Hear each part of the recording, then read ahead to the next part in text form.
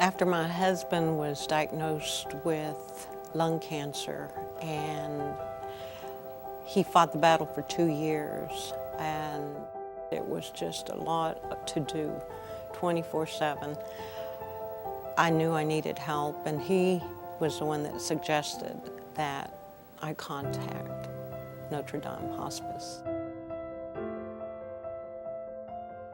My husband was diagnosed with melanoma right after Thanksgiving and tried many treatments, and I talked to my niece, and she had worked with hospice in North Carolina, and I asked her to explain it to me, and so she did, and I said, then that's what we need to do, because he needs to come home.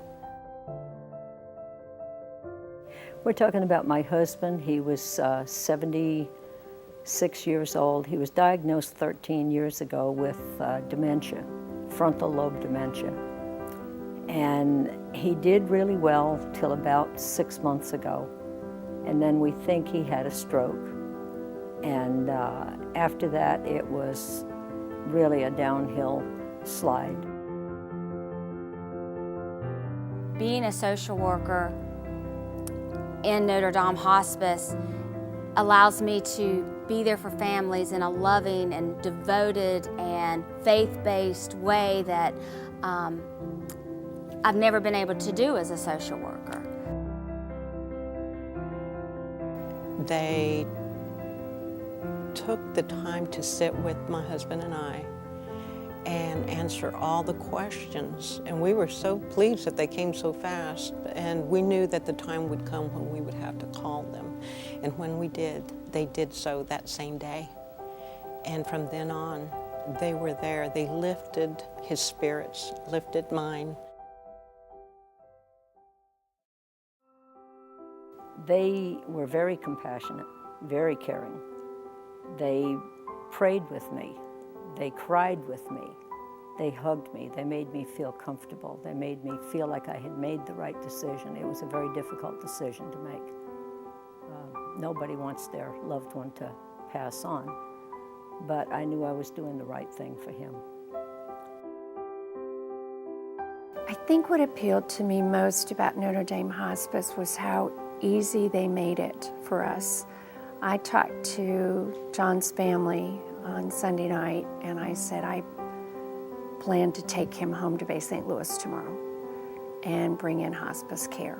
Do you agree? And luckily they did.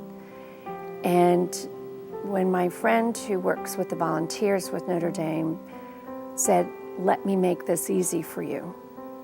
What time do you want to leave? What time do you want an ambulance to take John home? Let me handle it for you. She took all of that part off of me. I didn't have to think about it. She made the phone calls to have the hospital bed and all the equipment in our home when we got there. I didn't have to worry about it. It was one less thing. All I had to worry about was him and making sure he was comfortable. Words cannot express what hospice can do for somebody. I had never been experienced to any of this before. And just to know that they came through to the very end and made his time at the very end so peaceful, it gave us that reassurance that everything was going to be okay, because I had a lot of questions that I didn't know where to go to. And they held our hand and they walked us through. And those precious moments at the very end were made even more important because they just took us through that journey and answered a lot and gave us peace. It is an honor to work with families and being a part of their circle, being a part of the love that they experience and the devotion they have. Often families share memories with me, and it allows me to be a part of their family. Hospice really is a lot of education. It's a lot of educating, a lot of supporting. Oftentimes, hospice is, I've always called it a choice of no choices. Nobody wakes up and says, I think I'll call hospice today. You know, when we're brought into people's lives, it's because there's something tragic that's going on. When I talked to his oldest daughter who had flown in and his sister who had flown in, as well as his brother, and told them what I planned to do, and they all agreed, we made the phone calls probably about 9:30 the next morning, Monday morning. And they asked me what time I wanted to have an ambulance there because it was an hour drive. And sure enough, the ambulance was there at 5 o'clock, ready to bring him back home.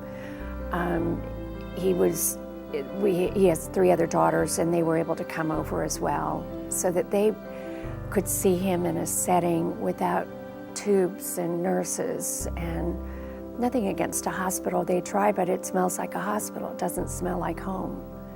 And he needed to be in a place where it was peaceful.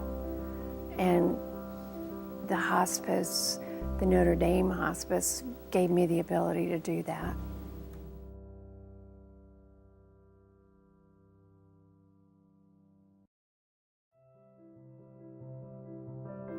The first visit, when the nurse came in to take care of him, and after she completed bathing him and taking care of him, and he looked so good and so happy and so peaceful, he turned around and looked at me. He said, Mary Ellen, we made the right choice. There was not one person that I dealt with that didn't make a difference. They were all there to hug me. They were all there to give me advice. They were all there to guide me through. And it made it so much easier. I've already told many people how good the care was that John received. We got home at Monday night in the evening, and everything was there ready for him. And Tuesday morning, the deacon, the social worker, the nurse, the assistant, all came by to see him and get him settled. But before that, about 6 o'clock in the morning, I was standing there staring at him, you know, just seeing if he was going to wake up. And he woke up as clear as he could be, and he hadn't been awake in 2 days. And he just looked at me and he said, home. And I said, I promised you I'd bring you home. And I love you. And he said, I love you too. When they reach the point where you know that they can't function normally again and it's time for them to meet Jesus, then, you know, that's the time to call hospice and make it peaceful to the end.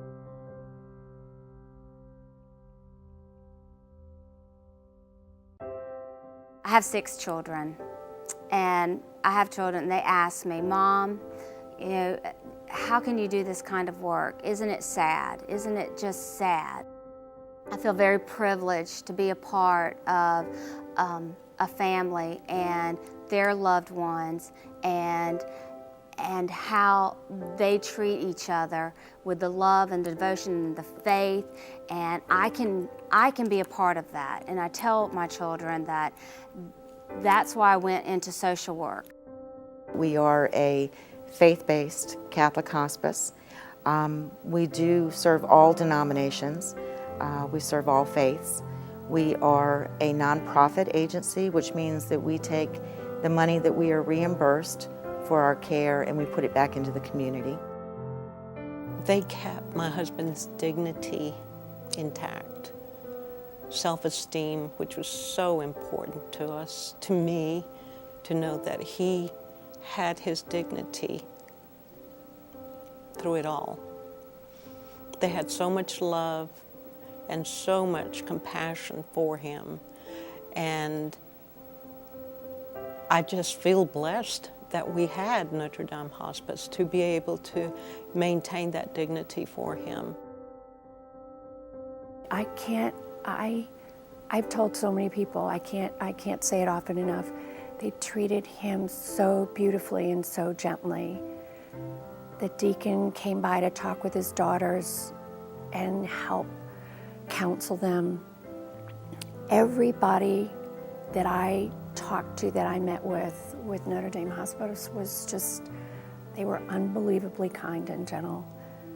I will tell everybody I know how good they were and how they made me feel like I did indeed make the right decision for my husband, to bring him home and know that he'd be cared for.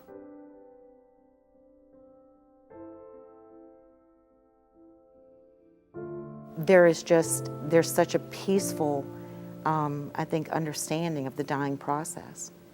And again, it is the one thing that is going to happen to every one of us. And we don't understand it. We don't want to understand it. We don't talk about it.